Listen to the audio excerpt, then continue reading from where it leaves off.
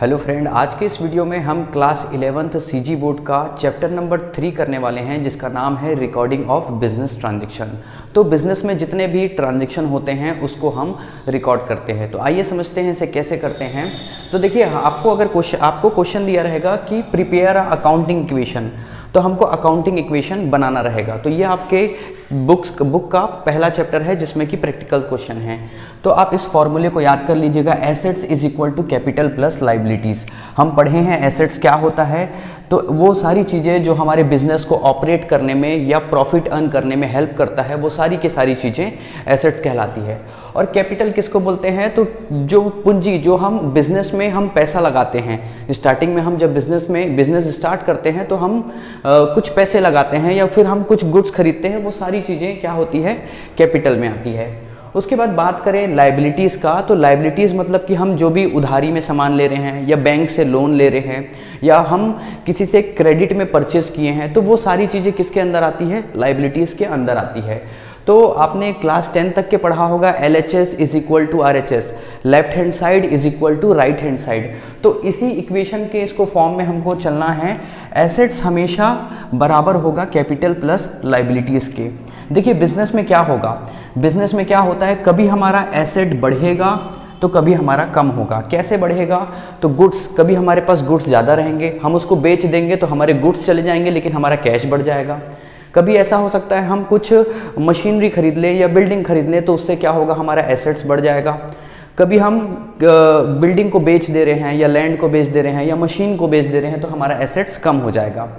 उसी प्रकार लाइबिलिटीज़ की बात करें तो बिजनेस में लाइबिलिटीज़ भी बढ़ता है और कम होता रहता है।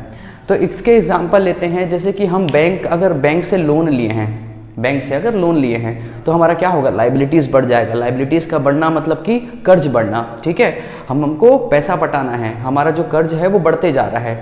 अगर हम किसी क्रेडिटर को पैसा पे कर दिए, क्रेडिटर मतलब कि जिससे हम सामान उधारी में खरीदे हैं, हम क्रेडिट में परचेस किए हैं, उसको अगर हम पेमेंट कर रहे हैं तो हमारा क्या होगा, क्रेडिट कम हो जाएगा। या फिर हम बैंक का लोन जो है उसका रीपेमेंट कर रहे हैं तो हमारा क्या होगा, लाइबिलिटीज़ कम हो जाएगा। उसी प्रकार अकाउंटिंग इक्वेशन में आप देखेंगे कि रेवेन्यू और एक्सपेंडिचर, हमको रेवेन्यू जनरेट होगा, मतलब कि हम कोई गुड्स को 100 रुपये में खरीद के ला रहे हैं और उसको 150 रुपये में बेच रहे हैं, तो हमको कितना प्रॉफिट हो रहा है, 50 रुपीज़ प्रॉफिट हो रहा है, तो वो क्या होगा, वो हमारा रेवेन्यू होगा। तो रेवेन्यू किसको अफेक्ट करता है, तो रेवेन्यू सीधा अफेक्ट करता है कैपिटल को। उसी प्रकार अगर हम वही 100 का गुड्स है, अगर मान लो हम उसको 80 रुपीज़ में सेल कर रहे हैं, तो क्या होगा, हमारा लॉस होगा, ठीक है।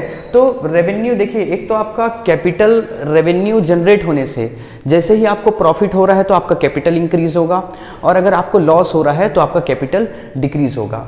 और बात करें एक्सपेंडिचर की, तो बिजनेस में बहुत सारे एक्सपेंडिचर होते हैं, जैसे कि हम सैलरी पे करते हैं, वेजेस पे करते हैं, रेंट पे करते हैं, या फिर हम बोल सकते हैं इलेक्ट्रिसिटी पे करते हैं। तो ये सारी चीज़ें एक्सपेंसेस होती है जो कि हमारे कैपिटल को कम करता है। तो हम ये सारी चीज़ों को कैसे अकाउंटिंग इक्वेशन में बनाएंगे, आइए सीखते हैं क्वेश्चन नंबर 1 से। चलिए, पहला क्वेश्चन है, prepare accounting equation from the following transaction, और ये 5 बिजनेस के ट्रांजेक्शन दिए हैं। तो देखेंगे हम कि अकाउंटिंग इक्वेशन में हम कैसे उसको लिखते हैं, कैसे उसका इक्वेशन बनाते हैं।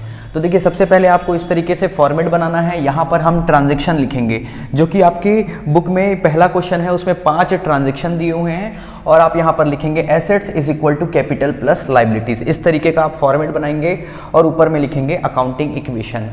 तो देखिए, सबसे पहला जो ट्रांजैक्शन है वो लिखा हुआ है, प्रशांत स्टार्टेड बिजनेस विथ कैश। इसका मतलब कि प्रशांत जो है उसकी बुक का या उसके लिए उसका ही बिजनेस का हम क्या कर रहे हैं, अकाउंटिंग इक्वेशन बना रहे हैं, ठीक है। हम एक हिसाब से आप समझिए, हम अकाउंटेंट हैं और प्रशांत जो बिजनेस में जो ट्रांजैक्शन कर रहा है उसका हम अकाउंटिंग इक्वेशन बना रहे हैं।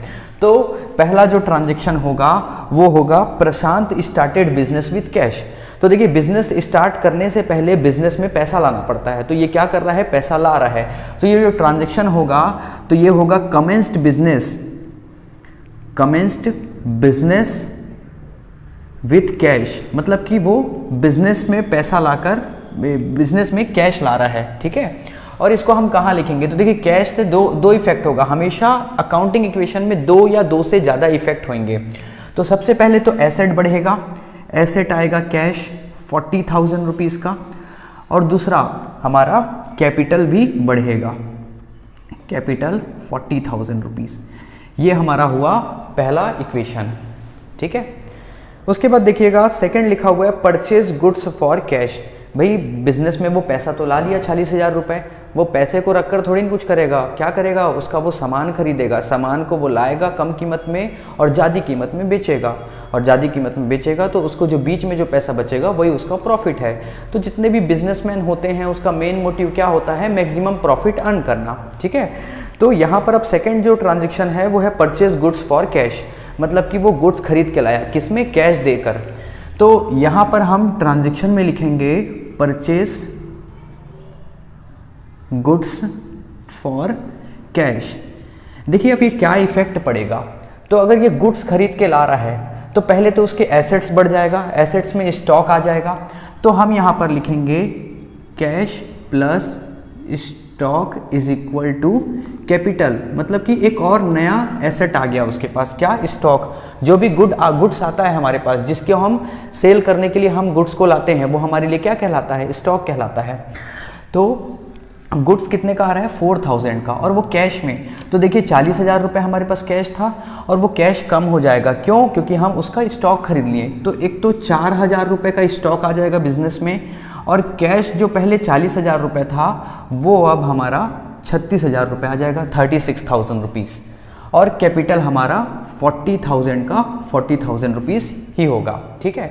हमेशा देखिए अकाउंटिंग इक्वेशन में assets is equal to capital plus liabilities, ये हर ट्रांजेक्शन में ये सभी इक्वल रहेगा। देखिए यहाँ पर 40,000 और 40,000 था, वैसे अगर सेकंड ट्रांजेक्शन में देखेंगे तो ये 36,000 प्लस 4,000 कितना होगा, 40,000, और यहाँ पर कैपिटल कितना है, 40,000 रुपीज़ है, ठीक है।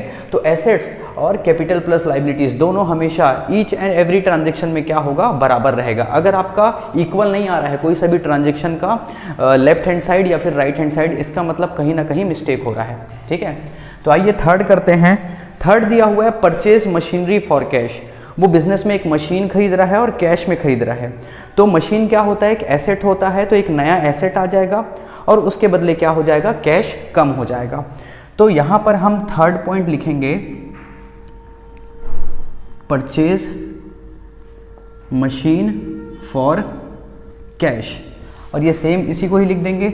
यहाँ पर आएगा कैश प्लस स्टॉक प्लस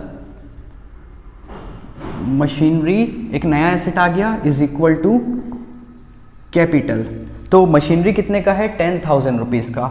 तो देखिए मशीनरी यहाँ पर 10,000 रुपीज़ का आ गया, स्टॉक उतने का उतना ही है 4,000 रुपीज़ का, और मशीन जो है वो कैश में आया है। इसका मतलब क्या होगा, कैश कम हो जाएगा, कितने रुपए से, 10,000 रुपये से। पहले कितना था, 36,000 रुपीज़ था, वो कम हो जाएगा 10,000 से, तो कितना रुपये आ जाएगा, 26,000 रुपीज़ आ जाएगा। और कैपिटल कितना रहेगा, तो कैपिटल अभी भी 40,000 रुपीज़ रहेगा।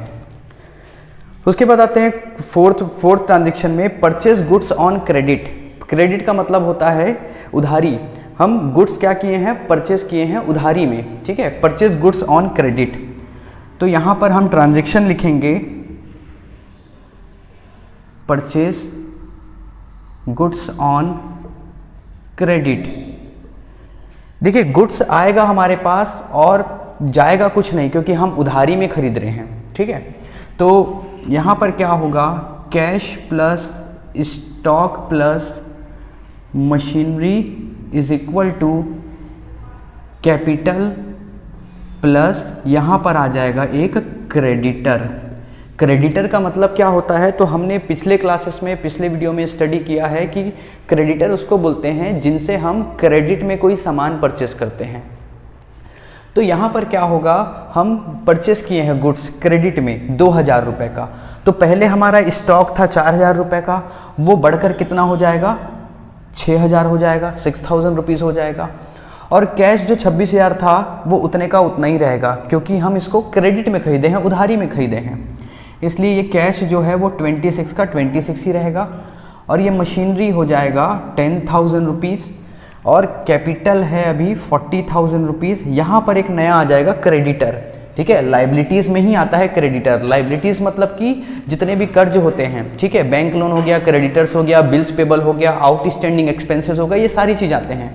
तो क्रेडिटर, उधारी में हम सामान लाए हैं तो हमको क्रेडिटर को कितना रुपए देना रहेगा, तो 2000 रुपये क्रेडिटर को देना रहेगा। ठीक है, यहाँ पर भी आप अगर टोटल करेंगे तो ये दोनों बराबर आएगा, assets is equal to capital plus liabilities. जैसे कि 26,000 प्लस 6,000 हो जाएगा 32,000 और 32,000 प्लस 10,000 हो जाएगा 42,000 और यहाँ पर भी कितना हो रहा है 42,000। ठीक है, मतलब कि ये जो हम एंट्री किए हैं वो करेक्ट है। उसके बाद फिफ्थ एंट्री है पेड सैलरी बाई कैश। देखिए सैलरी पे करते हैं वो हमारा एक्सपेंसेस है।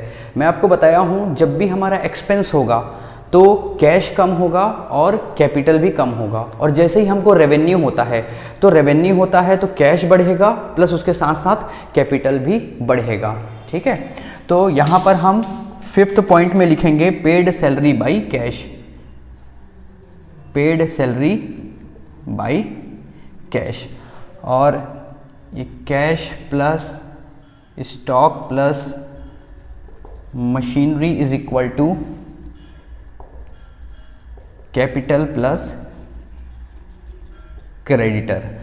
तो देखिए सैलरी पे कर रहे हैं तो कैश कम होगा, कैश कितने से कम होगा 500 से, तो हमारा जो कैश है वो कितना हो जाएगा 25,500 और स्टॉक वही 6,000 ही रहेगा और मशीनरी 10,000 ही रहेगा। उसके बाद कैपिटल जो है, एक्सपेंस अगर होता है तो कैश कम होगा और कैपिटल कम होगा। रेवेन्यू अगर जनरेट होता है मतलब कि हमको प्रॉफिट होता है तो कैश भी बढ़ेगा और कैपिटल भी बढ़ेगा। तो कैपिटल भी कितने से कम होगा, तो 500 से इसको लिख देंगे 39,500 और क्रेडिटर उतने का उतना ही रहेगा।